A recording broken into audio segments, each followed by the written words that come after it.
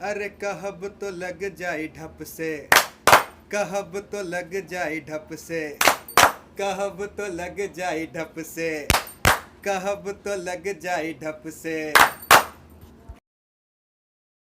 नमस्कार, कहब तो लग जाए ढपसे के इस एपिसोड में आपका स्वागत है। मैं दृष्टांत हूं। चाहे तस्वीर बांद्रा स्टेशन पर हजारों की संख्या में इकट्ठा हुए मजदूरों की हो, सूरत में मदद की गुहार लगा रहे मेहनतकशों की, उन मजदूरों की जो दिल्ली में यमुना घाट पर पड़े हैं इस आसरे में कि कब चीजें पटरी पर लौटेंगी और कब वे फिर मेहनत करके 2 जून की रोटी खाएंगे, या बात हो तेलंगाना से 900 किलोमीटर पैदल चलकर घर लौट रहे मजदूरों की, जिनकी वहां की सरकार ने 21 दिन तक कोई सुध ही नहीं ली। मुख्यमंत्री चंद्रशेखर राव के लंबे ऊंचे दावे इन मजदूरों के पास आकर बौने पड़ गए। इन सब बातों का जिक्र करते समय हमें यह बात ध्यान रखना चाहिए कि वो लोग बड़े भारी हेल्थ प्रोटोकॉल क्या फॉलो करेंगे जिनके लिए पेट भर खाना मिल जाना सौभाग्य हो। कोरोना महामारी ने जब से भारत में पांव पसारे, मेहनतकशों और मजदूरों की कमर टूट गई। ना घर के रहे ना घाट के। ऐसे में मेनस्ट्रीम मीडिया उन्हें थ्रेट की तरह प्रस्तुत कर रहा है। यमुना के घाट पर पड़े मजदूर दिन भर में एक बार खाने का मुंह देख पाते हैं, जो कि उन्हें पास में स्थित एक गुरुद्वारे से आता है।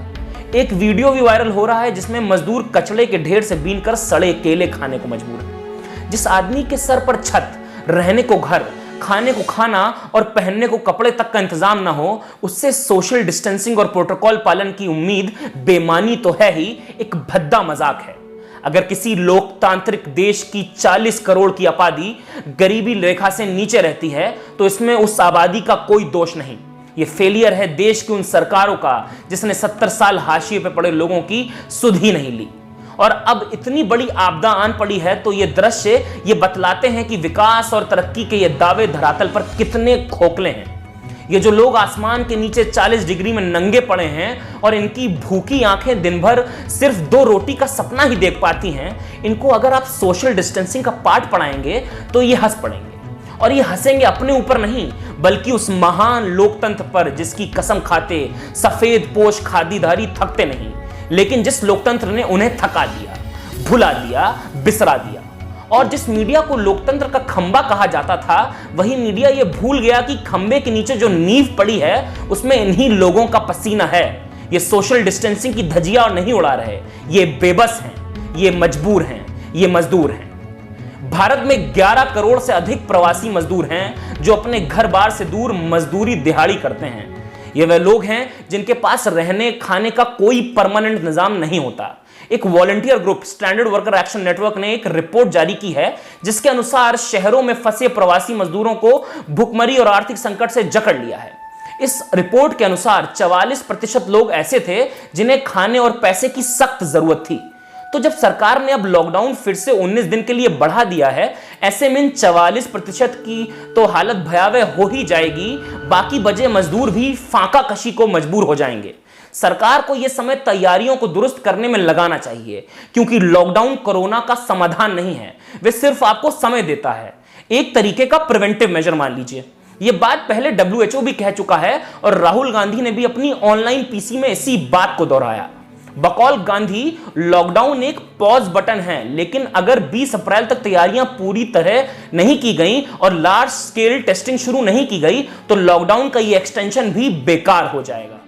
FCI के गोदामों में 70 मिलियन टन अनाज पड़ा हुआ है।